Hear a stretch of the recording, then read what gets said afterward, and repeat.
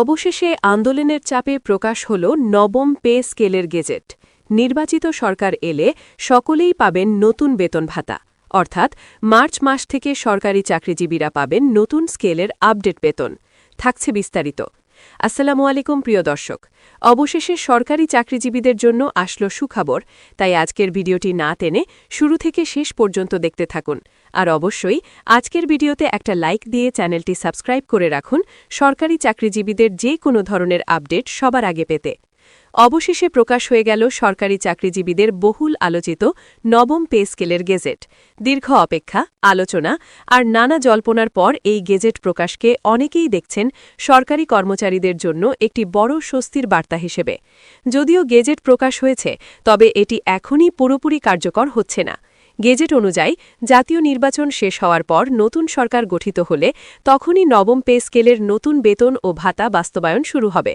ফলে আপাতত গেজেট হাতে পেলেও বাস্তব অর্থে কবে টাকা হাতে আসবে সেই অপেক্ষা থেকেই যাচ্ছে।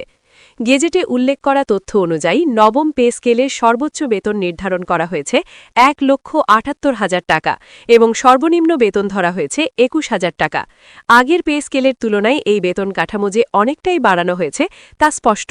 বিশেষ করে নিম্ন ও মধ্যম শ্রেণীর সরকারি কর্মচারীদের জন্য এই বেতন কাঠামো কিছুটা হলেও ক্রমবর্ধমান জীবনযাত্রার ব্যয় সামাল দিতে সহায়ক হবে বলে মনে করছেন সংশ্লিষ্ট মহল। তবে বেতন বাড়লেও ভাতা ও অন্যান্য সুযোগ সুবিধা কিভাবে সমন্বয় করা হবে তা নিয়েও প্রশ্ন উঠছে। গেজেট প্রকাশের খবর ছড়িয়ে পড়তেই সচিবালয় সহ দেশের বিভিন্ন সরকারি দপ্তরে শুরু হয়েছে আলোচনা। কেউ এটিকে বড় অর্জন হিসেবে দেখছেন, আবার কেউ বলছেন গেজেট প্রকাশই শেষ কথা নয়, বাস্তবায়নই আসল চ্যালেঞ্জ।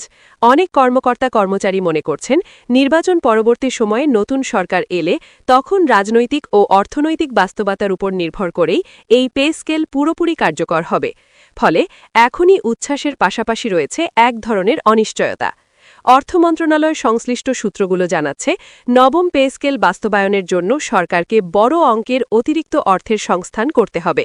বাজেট ঘাটতি, ভর্তুকি ও উন্নয়ন ব্যয়ের চাপের মধ্যেও কিভাবে এই বেতন কাঠামো টেকসই রাখা যায় সেটিই বড় প্রশ্ন। নতুন সরকার গঠনের পর অর্থ মন্ত্রণালয় ও জনপ্রশাসন মন্ত্রণালয়ের মধ্যে এ নিয়ে বিস্তারিত সমন্বয় হবে বলেও ইঙ্গিত পাওয়া যাচ্ছে। এদিকে শ্রমিক সংগঠন ও কর্মচারী ইউনিয়নগুলো বলছে, গেজেট প্রকাশ একটি ইতিবাচক অগ্রগতি হলেও তারা দ্রুত বাস্তবায়নের দাবি জানাবে। তাদের বক্তব্য, বর্তমান বাজার দর, বাসা ভাড়া, চিকিৎসা ও শিক্ষা ব্যয় বিবেচনায় নিয়ে বেতন কাঠামো আরও বাস্তবসম্মত হওয়া প্রয়োজন। অনেকেই বলছেন শুধু মূল বেতন নয়, বাড়ি ভাড়া ভাতা, চিকিৎসা ভাতা ও অন্যান্য সুযোগ সুবিধার দিকেও সমান গুরুত্ব দিতে হবে। রাজনৈতিক বিশ্লেষকদের মতে, নির্বাচনের আগে নবম পে স্কেলের গেজেট প্রকাশ একটি কৌশলগত সিদ্ধান্তও হতে পারে, কারণ সরকারি চাকরিজীবীরা দেশের একটি বড় ও প্রভাবশালী শ্রেণী। নির্বাচন পরবর্তী সময়ে নতুন সরকার এই গেজেট কার্যকর করে কিনা সেটার উপরই অনেকটা নির্ভর করবে এই শ্রেণীর সন্তুষ্টি ও আস্থা। ফলে নবম পে স্কেল এখন শুধু প্রশাসনিক বিষয় নয়, বরং একটি রাজনৈতিক ইস্যুতেও পরিণত হয়েছে। অন্যদিকে সাধারণ মানুষের মধ্যেও এই বেতন কাঠামো নিয়ে মিশ্র প্রতিক্রিয়া দেখা যাচ্ছে। কেউ বলছেন সরকারি চাকরিজীবীদের বেতন বাড়ানোর দরকার ছিল অনেক আগেই, আবার কেউ আশঙ্কা করছেন এত বড় বেতন কাঠামো কার্যকর হলে বাজারে পণ্য মূল্যের উপর অতিরিক্ত চাপ পড়তে পারে। অর্থাৎ নবম পে স্কেলের প্রভাব শুধু সরকারি চাকরিজীবীদের মধ্যেই সীমাবদ্ধ থাকবে না, এর প্রভাব পড়তে পারে সামগ্রিক অর্থনীতিতেও। সব মিলিয়ে বলা যায়, নবম পে স্কেলের গেজেট প্রকাশ নিঃসন্দেহে একটি বড় খবর। তবে এই গেজেট বাস্তবে কত দ্রুত কার্যকর হবে, কিভাবে বেতন ও ভাতার কাঠামো বাস্তবায়ন করা হবে এবং এর অর্থনৈতিক প্রভাব কী হবে, এসব প্রশ্নের উত্তর মিলবে নির্বাচনের পর নতুন সরকার গঠনের মাধ্যমেই।